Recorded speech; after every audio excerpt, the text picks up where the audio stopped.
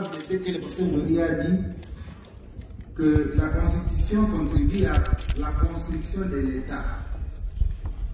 Alors, est-ce que cette Constitution n'a pas contribué 18 ans après à la destruction de l'État?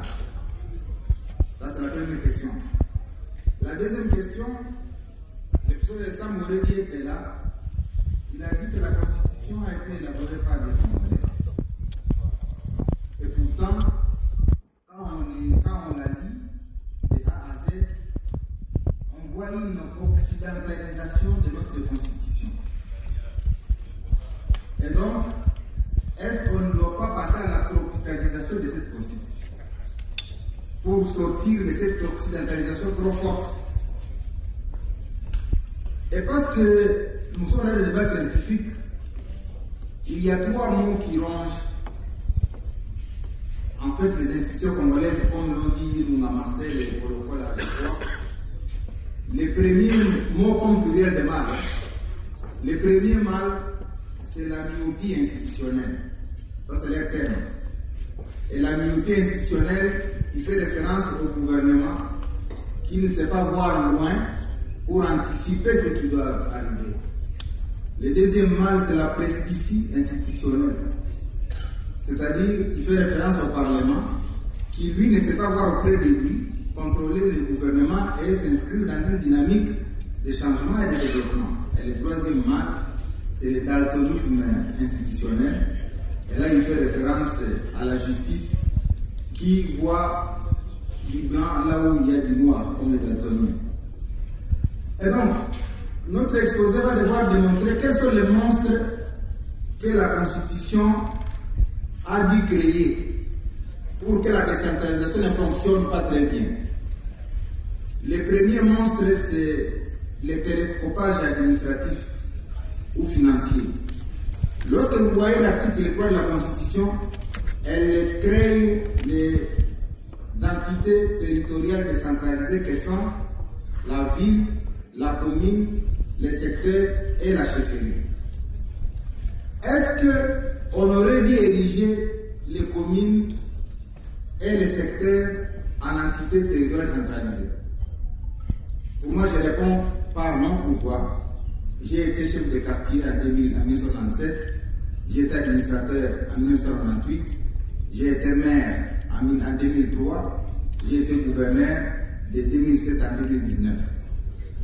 J'ai examiné la manière dont fonctionnent les entités territoriales décentralisées et je considère aujourd'hui qu'on a eu tort d'ériger les communes et les chefferies comme entités territoriales centralisées. Pourquoi? Parce que dans une ville qui est subdivisée en communes, le territoire d'exécution du travail du maire, c'est la commune. Alors comment pourra-t-on faire de la ville une entité décentralisée et la commune aussi une entité décentralisée, comme si la ville a un autre espace où il va exécuter son programme? C'est donc un télescopage administratif inutile et une redondance. Et la conséquence, c'est que le pouvoir central a des taxes, la province a des taxes, la ville a des taxes, la commune a des taxes. Ça fait 4 niveaux de taxation sur les mêmes contribuables. Et donc c'est le premier télescopage administratif que cela a créé. Lorsque nous allons aux élections,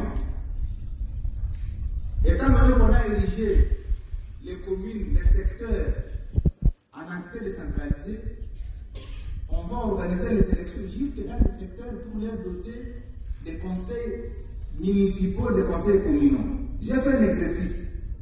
Au-delà de 500 députés, de 109 sénateurs et de 716 députés provinciaux, nous allons avoir 2363 conseillers communaux. Nous allons avoir 7437 conseillers municipaux de chefferie et secteurs. Ça fait au total 9800 nouveaux élus qui vont s'appeler honorables. Tous à l'intérieur de nos espaces. Alors, ce que la Constitution a créé, est-ce pour créer des honorables et empêcher de créer des ressources pour devoir affronter les problèmes de développement? Un petit calcul. Les 9800 ici, si chacun doit avoir $100, multiplié par 9800. Si chacun doit avoir $1000 multiplié par 9800, et on va créer au total 904 organes locaux, c'est-à-dire 33 conseils urbains, 239 conseils de chefferie, 478 conseils de secteur, 137 conseils de communes. Tout cet environnement-là que la Constitution a créé, va-t-il contribuer réellement au développement de la RDC ou alors en être un obstacle? Parce que c'est une armée de chômeurs qu'on va finalement créer demain.